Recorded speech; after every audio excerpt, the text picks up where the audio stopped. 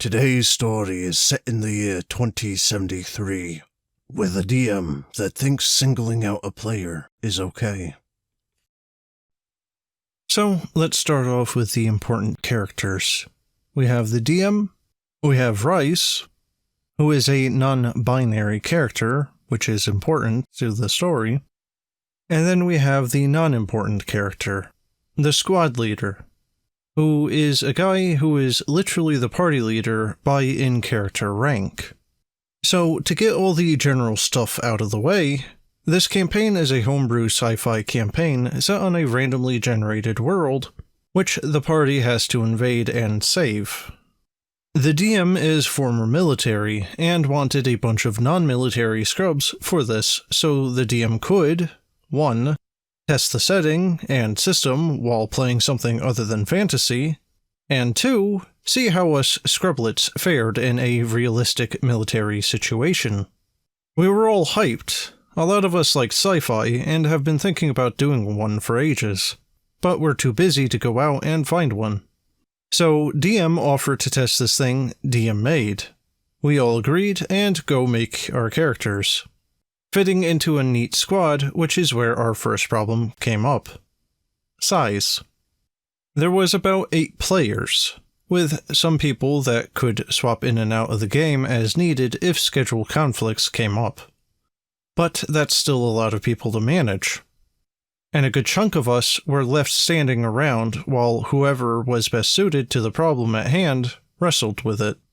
We can mention what we're doing, give quips or chat a bit, but we can't do anything because we don't want to leave our buddies in the dust and never split the party. So in the end, we don't do much. Next was the boredom that stemmed from the above and from the realism. We would get dropped on the planet we are saving and start walking around. The squad leader put us in a formation and we go about our day. Then something happened to halt us, we tried to figure it out, we asked about it, and the DM vaguely hinted at something. We get cursed by the dice gods and roll badly several times, until we get an okay roll and the DM dropped us another clue. There was a good chance 4 of us were standing there dumbly because the problem wasn't big enough for a ton of people to crowd around it. For example, one time we were on patrol and heard a noise from the side of the road. We went to investigate, and one of our squad had gotten bit and held in place by a big lizard rat creature. It will not let go of our guy, but it isn't trying to chew his arm off, so we were confused. We wrestled with the creature a bit, but no one could seem to dislodge the thing.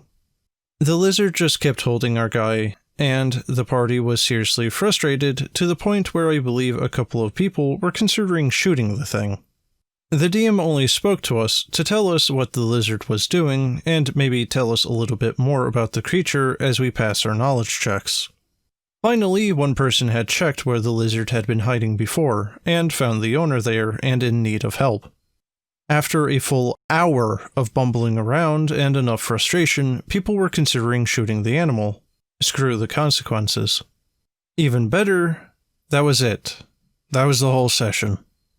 6 people standing around wrestling with a lizard whose owner had fallen down a well. A lot of our sessions were like this, because it turns out even in a war zone, not all missions are gunfights. This also leads to the problem that we couldn't develop our characters because we had an urgent problem on hand to defuse, so we couldn't have silly, casual dialogue or time to have long, drawn-out chats because almost all of the downtime was off-screen. No taverns here, mate. Next is after the DM mentions that we missed something. Or no one was doing insert military thing here. And a lot of the group got frustrated or annoyed because as normal scrubs, we don't know protocol, training, or really much of anything. The DM got frustrated when we ask for guidance because we understand we can't do things normally because it would be a danger to our characters. But we do not know the terms or how to express what we want to do. The squad leader gets the worst of this, since squad leader is, well, the leader and needs to give us orders. Even better if the DM points out that the one military player is the only one doing the right thing. And the best for last involves Rice. Rice is a non-binary character. Rice is also a beloved squad member, and no one in the party cared about their gender. We all loved Rice and Rice's player. And the DM had always been supportive of the LGBT community. But Rice had a secret. What could it be? Rice spoke the local language, and they claimed not to be able to for plot reasons.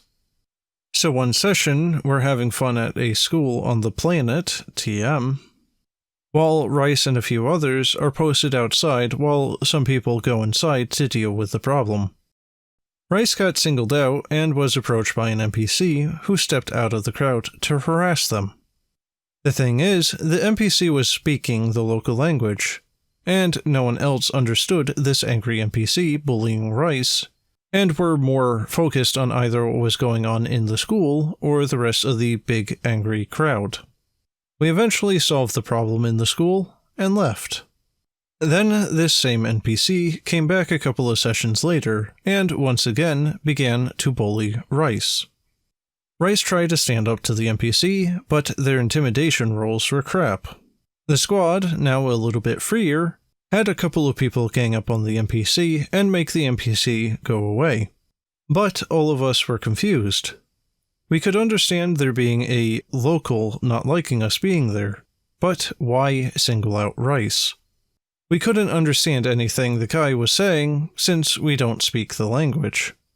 After this, it came out elsewhere that apparently the guy was being transphobic to Rice for being non-binary. But none of the rest of us could speak the language. So we didn't know what the guy was saying, so our support of Rice was lackluster. But if Rice had admitted to why the guy was bothering them, it would reveal that they knew the language and reveal the secret way before Rice was actually ready. None of us knew. No hints or anything. So the DM had to message this non-binary player with their non-binary character to inform them that, yeah, guess what? It's the year 7389, and you get to deal with transphobia here too. Just like real life. Which, the whole party was livid when we learned. We were about ready to murder the DM because this was not cool. After some non-acceptance of criticism, that plotline for Rice was dropped, and we may see some improvement in the future. We all are still a little on edge as we wait to see what improvements come from our collective explosive anger. But in any case, guys, that's the end of the video. I hope you enjoyed, and if you have a story that you'd like me to narrate, let me know. And as always, thanks for watching, and have a good one.